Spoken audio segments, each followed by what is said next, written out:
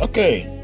Yeah. So your name and just in one line, I am Sade Adenka, Doctor Supreme of, Cape Town, South Africa, whichever. Well, yeah. All right. Okay. And I'll be reading questions on behalf of Walter Gaynor II. All right. And good afternoon. My name is Dr. Folashade Adenka. Friends call me Sade. I'm a medical doctor resident in South Africa. And today I will be reading questions on behalf of a few other people on Raphael's podcast. For the C4 challenge. I'll be starting off with Walter questions. Okay. So first off, what growth have you experienced outside of podcasting since starting your show? Oh, that's a great question from Walter.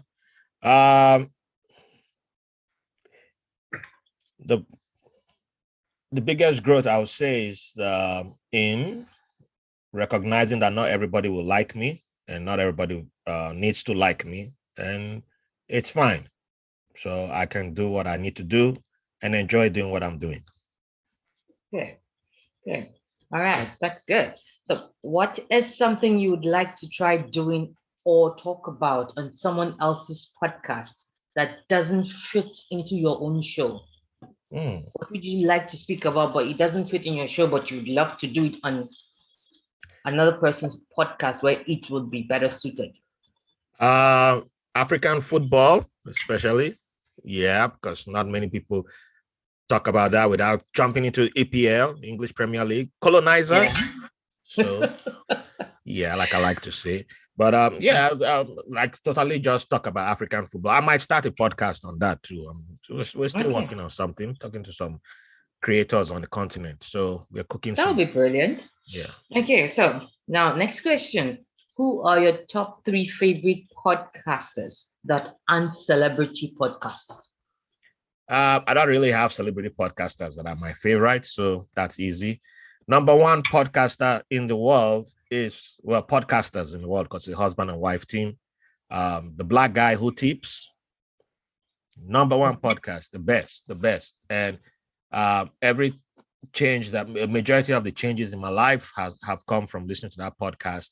And yeah, even today I was listening to them and I was like, man, I do that. I used to do that, and I'll try and change this. It's like always having a mirror, looking into a mirror anytime I listen to that podcast, and I see why I stopped fighting on the internet and I stopped doing some wild behaviors just from listening to that podcast. So yeah. Number two, through the Black Guy Who Tips, which is why it is number one, is because it introduced me to a whole bunch of good, fantastic podcasters who are mostly people of color. And I would say number two will be 3 guys on who are very good friends of the Black Guy Who Tips, and they know me now. So yeah, that's how much of a fan I am. And they've given me 2 guests for my podcast. So 3 guys on. They're comedians who put a comedic touch to social discussions on life. And who will I place at number 3? Number 3 will be, that's tough. There's a whole lot of people to place there. I wanted to pick somebody from the continent, but some people are going to be frowning now. So I'll just go with, I love all my podcasts, but I think I would just go with Afro Queer podcast for number 3, because Afro Queer podcast, the stories there reminds me of my privilege, even though, yes, I suffered growing up in Nigeria. Things were tough for me. There are people in Africa who, no matter how much I went through, it was nothing close to those people. And at the same time, it's still nice to see them celebrate themselves, have their stories being told, have their joys, be it in diaspora or be it back home. And yes, it's good to know that they exist. And so, yeah, I always give a shout out to Afro Queer podcast. All right. Beautiful. That is awesome. So next question, what is an obstacle you're currently facing in your day-to-day life? Not making money. I thought you make money off of podcasts. You don't make any Yeah, money from them. I don't have. I only have 18 patrons. You need more than that. You need like 100 or a Oh, thousand wait, you patrons. need patrons. What do you mean by patrons?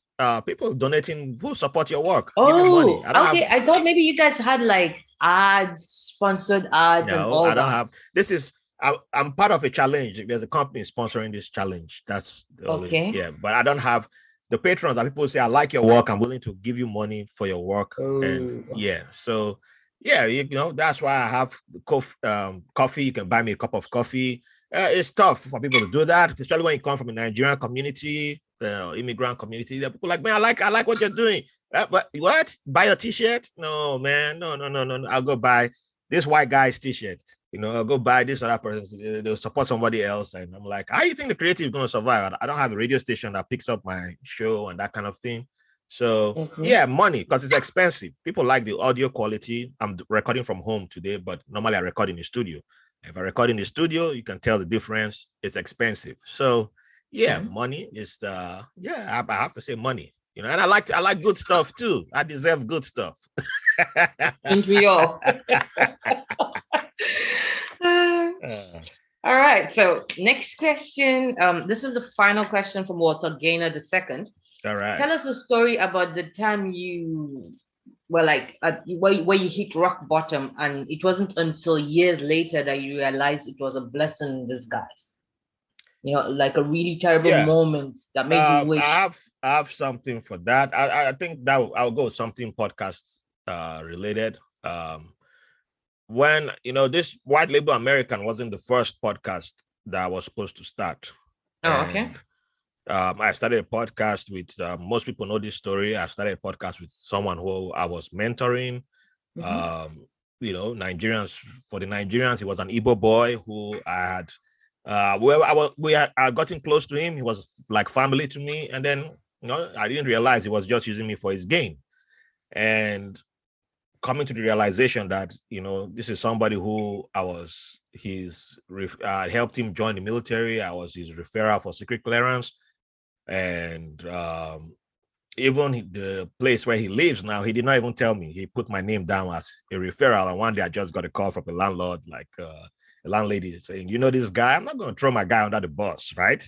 Every guy stands for himself, but for his guy. But you're like, well, why are you calling me? And do you know this person? Oh, okay. Yeah, I do. And he's trying to move in here. We just need to know about his character. Yeah, I stood for him. His child almost died. I was the person going to the hospital, doing all that, and all he did was use me to buy equipment for his own studio he was trying to start. And the first podcast that we tried to do together, he wasn't committed. He just tried to sabotage it all the time. And I was really angry when I told him, okay, just give me the stuff that I bought, because I spent almost $2,000. I did not even have to spend that type of money. I did not need to, but I was so trusting that I just trusted him. So I went with him, do everything. I left what do we need to do this project? Because I thought, you're coming from a good place. So I believed everything he told me. And I didn't do any research. And I gave him all the money. And he bought stuff that we never used. So when I decided we had to go separate ways, and I said, hey, give me all the stuff that I bought back. And he refused. His wife was insulting my wife. And I was like, okay, I thought we were like family. We ended up he called the police on me. And, I had to, but the police, when I spoke to the police, they were like, yeah, that guy clearly stole your stuff. Because I worked for the Navy. I bought stuff for the United States government. So I know how to keep receipts. I faced audits. So when I showed the police all the documentation that I had, they were like, yeah, we'll give you an escort to his house. And long story short, the police were like, he refused to open the door. And and the police were like, they can't break into his house because they don't have a warrant, which, unsurprisingly, it's like, well, if they want to kill somebody, they normally can do that. But yeah, but he was dying now. I wasn't hoping. The goal wasn't to kill him, But the police told me that I should go to court, and I went to court, and I won because he wasn't showing up to court, and he claimed he ran to Nigeria, whatever. He couldn't even speak English before the judge. I won, and he came and tried to fight me in the parking lot. The judge ordered him to pay me the money, and I only charged him for the exact amount of money I spent on equipment. Nothing else. I did not charge him one dime more, but I spent more money than that. And he spat on my wife, spat on my baby. My baby was about 4 months old then. And we had a flight that day. So I was just learning when you catch the flight. Old me would have probably stabbed him, they would have ended up being arrested. There would have been something bloody coming out. But I knew I'd won him. I knew I'd beaten him because we were in front of the judge. He claimed he schooled in Cambridge. That was his claim to fame. We always used that every time I went somewhere. Told people I schooled in Cambridge. I studied law, and I beat him in court. He couldn't talk before a judge.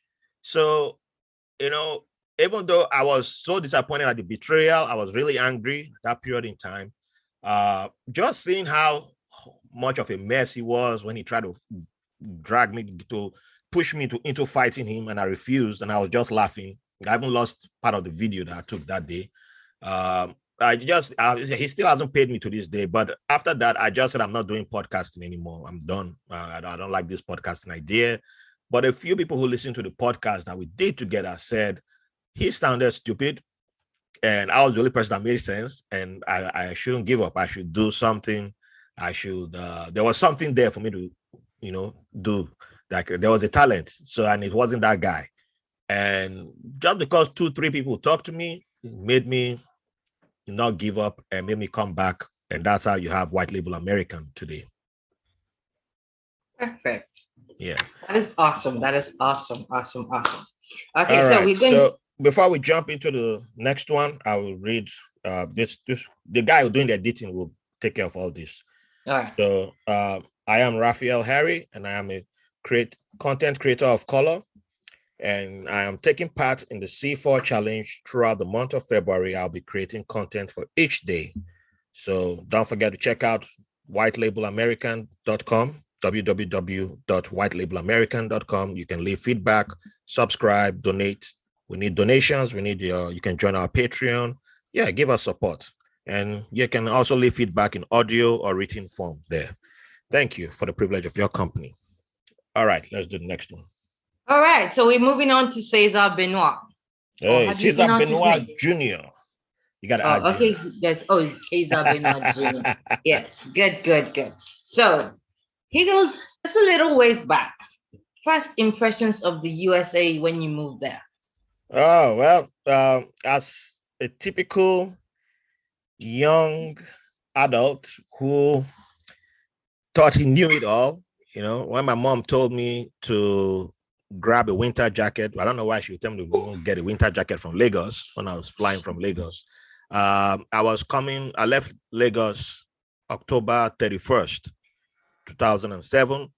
And I looked at the weather forecast before I left Lagos, and I didn't realize that America uses the system in America is different from the rest of the world. So Lagos was 35 degrees, and it said Virginia was 35 degrees. So I was like, yeah, it's the same. How's it cold? So you did not know Fahrenheit and Celsius difference, no, did you? No, but I didn't know that now. So I just took I put on one light cardigan. I didn't even take a serious sweater. I took one light cardigan. Got on the plane. By the time I arrived at Dallas Airport in DC, and I came out of the airport, my mom sees me. She's like, I knew this boy won't bring I knew he wouldn't bring it. I brought a coat for you. I said, we're gonna wear this old woman's coat. This is an old woman, old person. It's not even old person, old woman's coat. I'm not wearing this. Man, they gotta see this sexy body here. They gotta know there's a new boy in town, new sexy. I walked outside the airport building. As soon as I stepped outside, the first wind blew on my face. I said, hey, hell no. Why you put everything? You want to kill me? Give me that coat.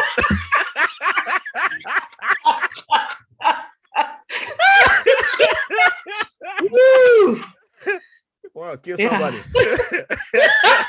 You have never felt that degree of cold in your entire life. Yeah, no, that was it's like 100 slaps in my face. No recovery. Like, whoa, like no.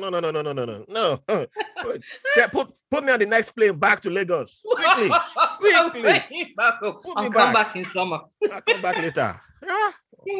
Okay, so would you ever consider moving back home? As president, maybe. That's it. Yeah, before. Who likes suffer? I've not suffered enough in this life. Okay, so why Real Madrid? Oh, I know Lord. you're Madrid. I knew Cesar will ask about Real Madrid because Cesar, Valencia man, look at him. Cesar is a coded Real Madrid man too, by the way.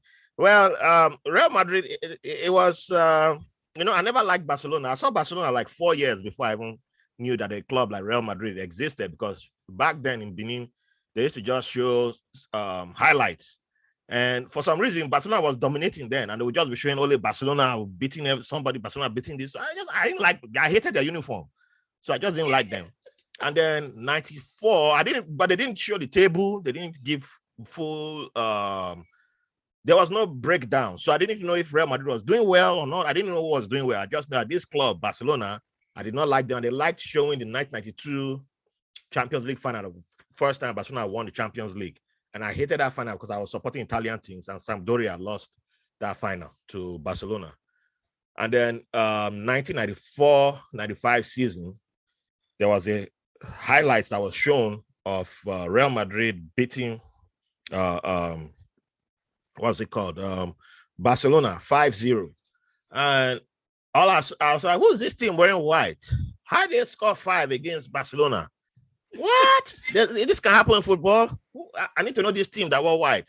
I might like them. I just like it because then all my teams were in Italy, all my teams were in France, Germany. I never liked English clubs from day one. So I just, that's how the love affair began. Now it's no longer strong anymore. They're not paying me. So yeah, we're at that point in time. All right, beautiful. Okay, so who's winning the 2022 World Cup and why? Cesar, didn't we discuss this on my podcast? Why are you going to ask me this question again? Okay, Cesar just want me to say Brazil or Spain because those are his countries. Sorry? Neither of those are winning. Well, okay. Well, I'm not going to say Nigeria, obviously. Now you can tell Cesar it's not going to be Brazil or Spain. Well, I always back Brazil and my African teams at the World Cup.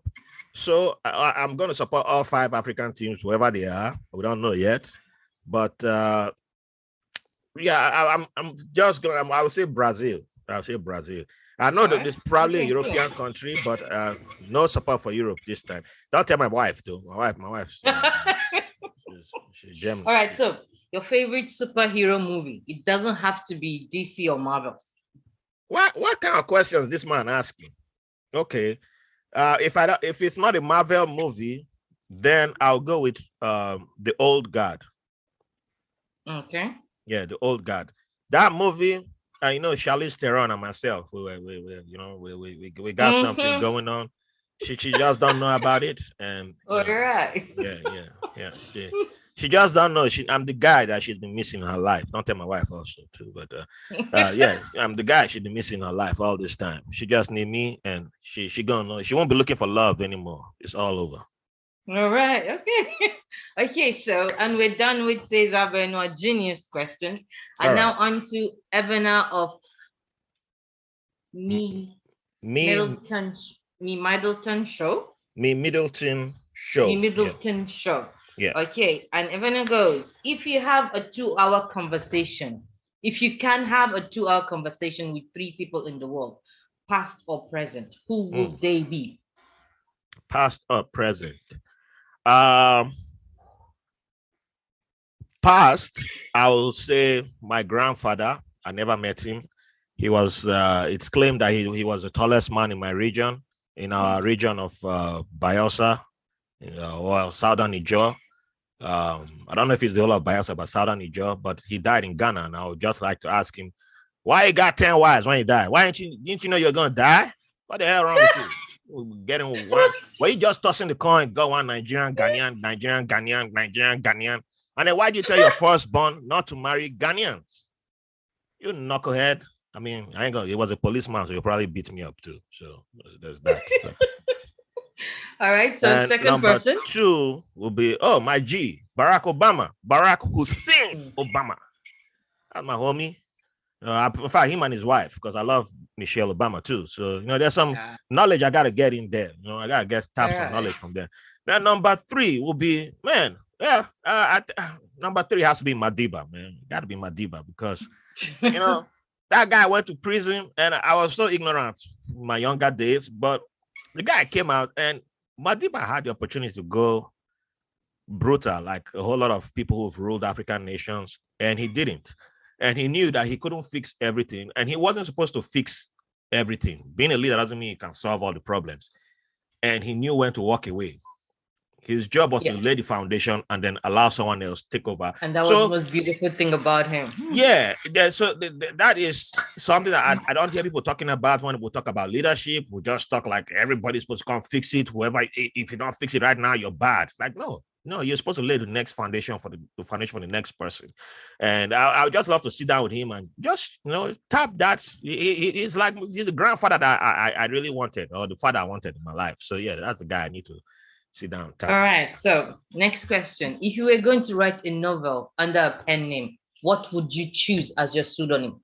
Lee. I knew as my mom would say, Evenah would come with some questions that will be making me scratch my imaginary afro. I used to have afro back in 2002, by the way, for those who don't know. Let's see. Well, there are people in Nigeria who still do not know me. My name is Raphael Harry, some parts of Ibadan, so I might go by the name. Some of them know me by Fernando. And, when I joined Facebook, my name was Fernando Kojo because I was born on Monday. So Kojo is for Monday. So, I have Ghanaian blood too. So, Fernando Kojo. I think, I'll keep it simple because I can't be scratching my head right now. All right. Okay. Okay. Oftentimes, movie sequels fall disappointingly short of the original movie. By contrast, what do you believe is the best sequel you've ever seen? God damn. Woo. I know the basic, well, I won't say basic. The most common answer is like The Godfather 2. I can't remember that movie. I haven't seen it in forever, so I won't go with that. But Captain America, Winter Soldier, yeah, baby. That movie was all right. No, Winter Soldier is good. It's good. Winter Soldier, or even Spider-Man Far Away From Home. The Dark Knight is the most epic sequel ever. That's a lie. That's the only reason why Dark Knight rated it was because my boy died. That movie was just average. Oh, no. I watched it and I loved it and I watched it again. I came out of boot camp and I saw that movie and people were like, the standing ovation. I said, what's the standing ovation here? The Joker, you people are all crazy. You are crazy. You love this crazy guy. He's a terrorist. What? Man, it's so real, man. This movie is so real. It ain't real. That guy, Heath Ledger, was dope. It's supposed to be a Batman movie. Nobody even remember what Batman was doing in the movie. I said, why are you doing this movie? Speaking, nobody remembers Batman in that movie. I actually forgot it's a Batman movie. When you say The Dark Knight, all I see is Heath Ledger.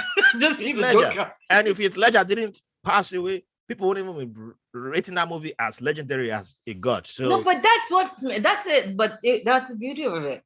I don't know. Okay, I won't put that there. So which one, Spider-Man 2 or which one? The current Spider-Man, by the way, it's Spider-Man Far From Home. Yeah. Far From Home. Yeah, because the third movie is the greatest. The third movie. Third one. Okay, good. The second, was good. Was very good. Now, if you could have 24/7 phone access to any expert in the world, whom would you want to call whenever you needed an answer and why? 24/7 expert, access to any expert in the world. That's tough. If I had that, I don't know if that would have helped me when somebody was telling me to buy Bitcoin in 2010. Yeah, that I really should have done that then. I swear. Yeah, that's why I'm not even interested in crypto. Now, to be honest, because the best time was in 2011 actually. Yeah, it was 2011. Yeah, actually, it's 2011. 2011. Yeah. I would have just dropped $3,000. That was it. $3,000. I was willing to spend $3,000 on something then, and I was the person. I looked at the person. What is this? But I don't know. The person just do it, man. Listen to me. Maybe I would have, I don't know, but what else? Well, I think I would go a little bit back. If I had access to, I think it would have been a travel. I think it would have been someone, I don't know a name, but there's someone who I follow on Instagram. I remember her first name, I can't remember her full name, but she has like a black travel club and it's mostly for black women. But I wish I had known about stuff like that back in the day. Like when I just arrived in America, I had plans to travel a lot. And that was going to be my thing. And then it became like I was scared to travel because I felt like, oh, black people don't travel, they don't go like on their own. And I wanted to go. And I was like, okay, who's going to come with me? I needed somebody to come. I did not need anybody to come with me. I could have just been going everywhere I wanted to go. And then I said, okay, let me do like every other Nigerian who I knew in the Navy.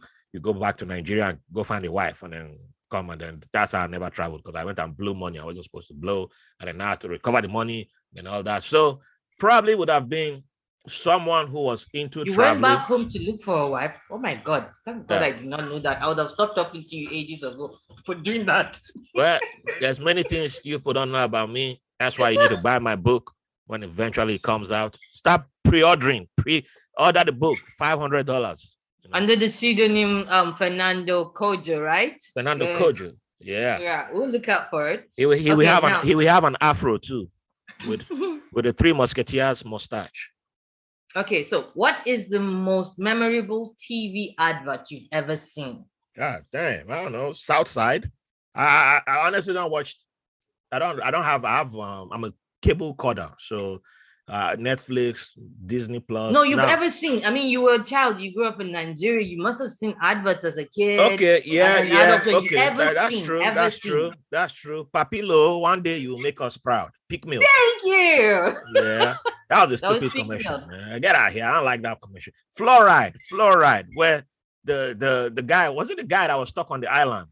And for some reason, a plane was flying by and then you see a star shining from the island. And it's like, what? Like, oh yeah, that became my brother-in-law because we used to say that guy's smile was like fluoride. We used to call him fluoride because it's like, oh, that guy's smile is sparkling. Like, man, you go use that, you brush your teeth 10 times with that toothpaste, nothing will work. Get out of here, that nonsense. Hey, they made us waste money on that. All right. Evenah has a bonus question. Oh, okay. Which part of your body would you want to change or improve and why? Oh, gotta be my I love my dad bod because I've been trying to get. Yeah, look, I don't want to be doing 200 crunches a day. So just if there's some magic I can do, I just wake up with 8-pack, the Cristiano Ronaldo abs. Give me that without me doing the exercise. I'm fine with that.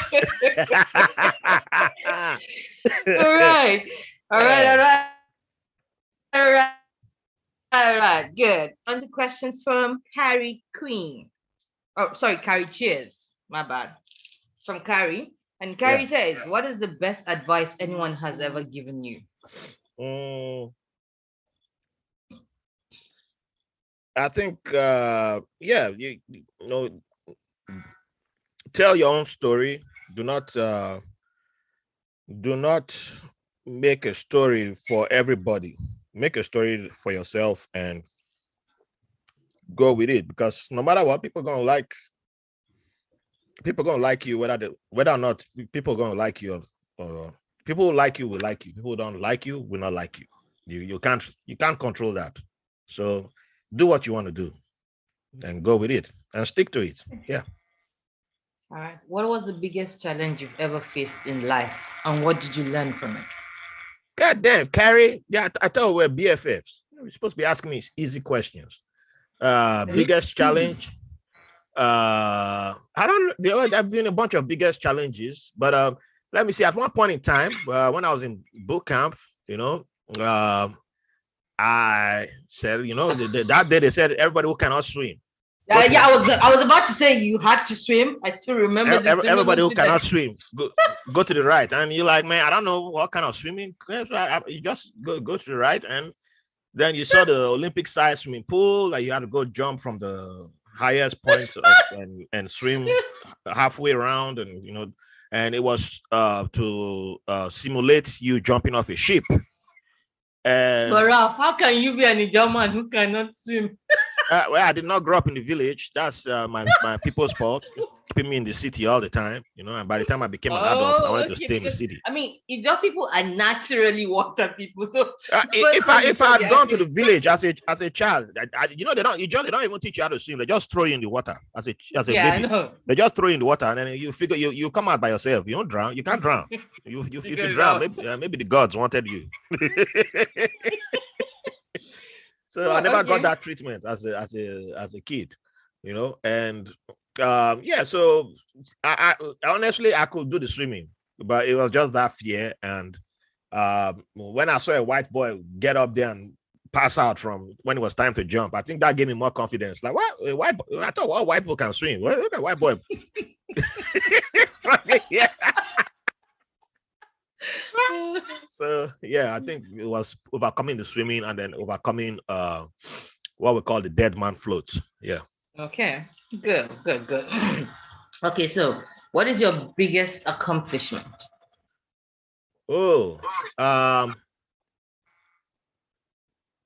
Being a responsible, certified lover, husband, and dad. I think, because I've not made it to the dictator that I'm still working on being a dictator, so we can't go with that yet. But being a dad, at least my daughter tells me sometimes I love you. Not every time though, because sometimes she tells me to shut up. So okay.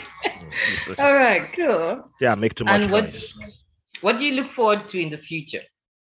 In the future, I look forward to seeing my daughter grow into a much better person who doesn't have to become an adult to, start realizing that there are options in life, like, the way I discovered that, I look forward to seeing her. I'm enjoying seeing her discovering the right to say no from now. Now she's just 3, and so I look forward to seeing what she turns out to be, and I'm hoping that she turns out to be a much better version of myself and her mom. And I know she's already smarter, so I don't have any issues on. I know she's definitely smarter. But I've seen her maybe she'll become the official Grand Supreme Marshal of the world. I'm only going for Africa, so.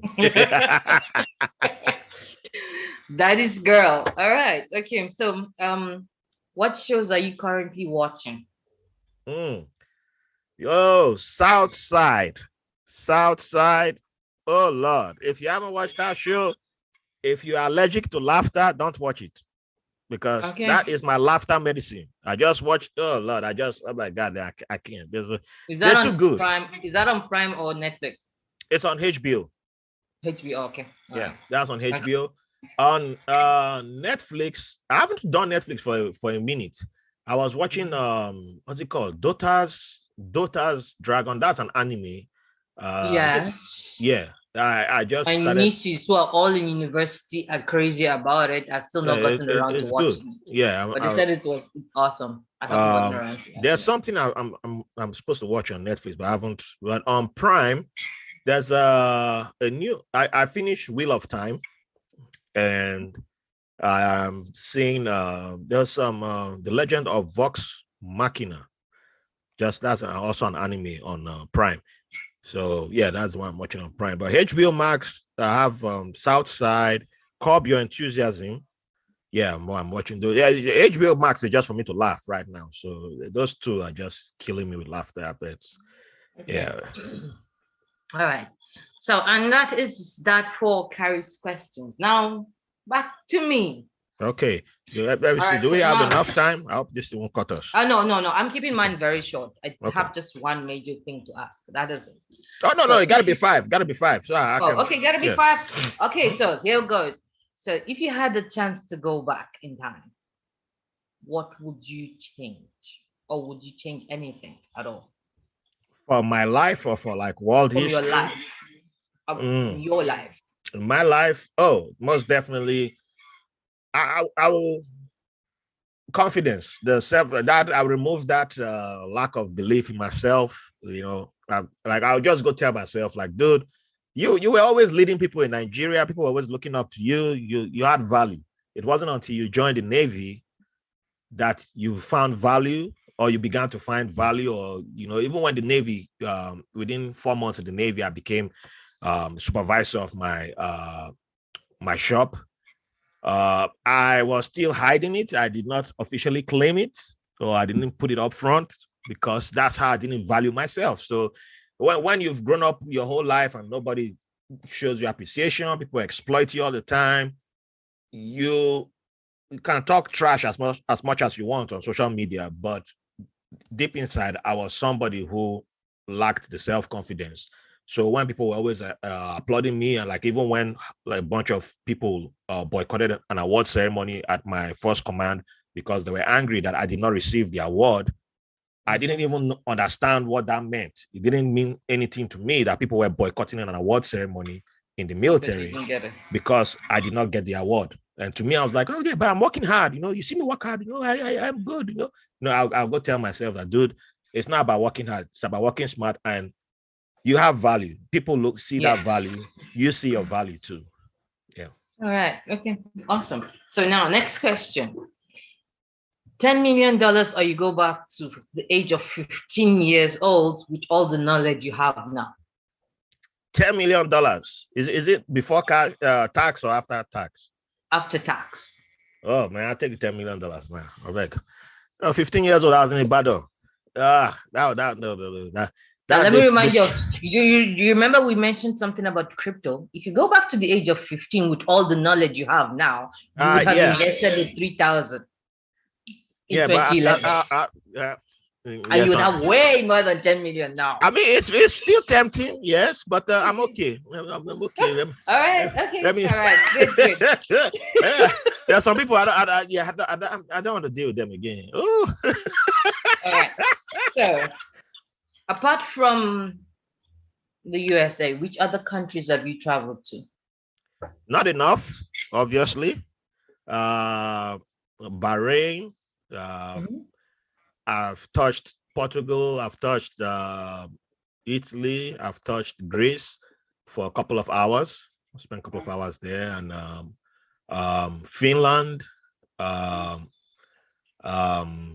Where else?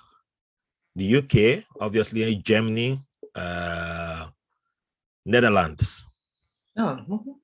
Yeah, Africa is where I'm missing. Where Nigeria, I was born there, but yeah. So yeah, am I missing somewhere? I feel like I'm missing somewhere. I don't know. I feel like I'm missing somewhere, but oh yeah, Dominican Republic. Oh, okay. And so next question, which countries or which places would you like to travel to? Do you still plan to travel to? Oh, that's easy. Someone had asked me something similar to this. I think the very first set of questions that I answered, one of them involved destination for next travel. I said South Africa, and I was thinking about you actually. So yeah, but not Johannesburg area, obviously. I have some stories about that area. So other places, I'll just pick one place from each continent. So South Africa for Africa, and South Africa and Seychelles. I'll put those two for Africa. For Asia, Thailand.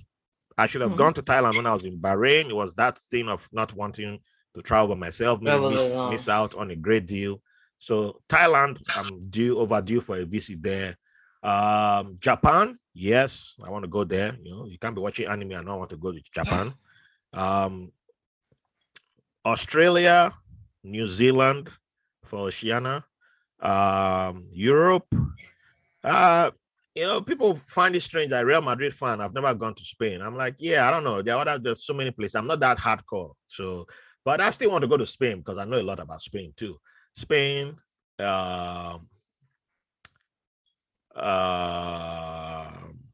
France. Yeah, I want to go France. Maybe go see my aunt over there.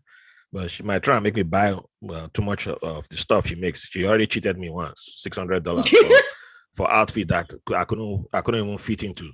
And she told me I got fat before. Why she shipped the outfit here? I'm like, really? Then the Americas, Brazil, Argentina, Colombia. I've heard great things about Colombia and Ecuador for South America. In my backyard here, it's very disappointing that I've never been to Mexico or Canada. So What of Peru? Have you ever been to Peru? No, I haven't. But it's I have a friend who's I have people I actually know. Yeah, one of my crushes in the Navy, she was from Peru, and she used to be like, "Oh, if you get a Peruvian woman, you never look for women again." Oh, you remember I have a Peruvian sister there, my 1% Nigerian Peruvian sister. When we went to watch the Real Madrid at the bar, when we went to the Madridista club, yes, there was a Peruvian girl there. There's always always Peruvian. Yeah. Folks, no, she's 1% Nigerian. So she called her, she was like, "Oh, my sister." I'm like, "What?" Yeah, like, I'm 1% Nigerian. I forgot about that. All right. So my last question is this is going to be probably the most random question you're gonna hear in quite a while. Okay. Can you dance? And if you ever had got the opportunity, would you go on Dancing with the Stars? Well, as far as they pay me, why not? They don't pay you. Dancing with the Stars just a show. I don't think you get paid. You're a star. You pay me with publicity. I don't know, man. But can I dance? Yes, I can dance. It depends on what type of dancing you require. If you need those ballroom type of dance, I will break somebody's toe, obviously. But I can dance some Owigri, which is my traditional dance. My waist does not shake as it's not as flexible. My hips are not as flexible as most men in my family who I've seen doing the Owigri dances. And I still blame my family for that, because you can't be raising boys up and be telling them like a man is not a man is supposed to be like a man, and then you now get a traditional marriage and then you now see men. A man is supposed to be a man, but how come the man is your hips can move as good as women's hips too? What's going on here? So I think I've seen that dance. They do move better than most women. Yeah, we do. But it's like I've seen someone like that, man. How are we supposed to learn the dance? That's the question. Like, when are we supposed to learn it, or how? Because are we supposed to be hiding in a dark room learning, or So I never got the memo of when we're supposed to learn. But on my own, I started doing my own thing. And Makosa, but the thing is that I do my own dance, my own way. You've seen those my piano videos where it's like you're just standing on one spot doing your if that's the only dance you can do, that's the only dance. That's the dance. Make it work for you. All right. Well, good. And I'm done with my questions too. Thank you very much. So don't forget, people, www.whitelabelamerican.com. Please subscribe, donate. We need support as much as we can. And keep the love coming in. Thank you for the privilege of your company. And thank you to our sponsors, PodDeck and PodPage, for the C4 challenge. Check out other content creators. I'm not the only person taking part in the C4 challenge. So thank you, Dr. Sade. You did well. Awesome. We're moving you from NTA to SABC. Seriously, dude, not NTA. I mean, like, there's BBC out there, for crying out loud. Thank you. Thanks for listening to White Label American. If you enjoy the show, we'll appreciate if you rate, review, and subscribe to the podcast wherever you get your podcast from. If you have any questions, comments, or have someone who will be a good guest on the show, or you want to be on the show, send us a message at whitelabelamerican@gmail.com. And make sure to follow us on Facebook and Instagram at White Label American. Thank you for your support.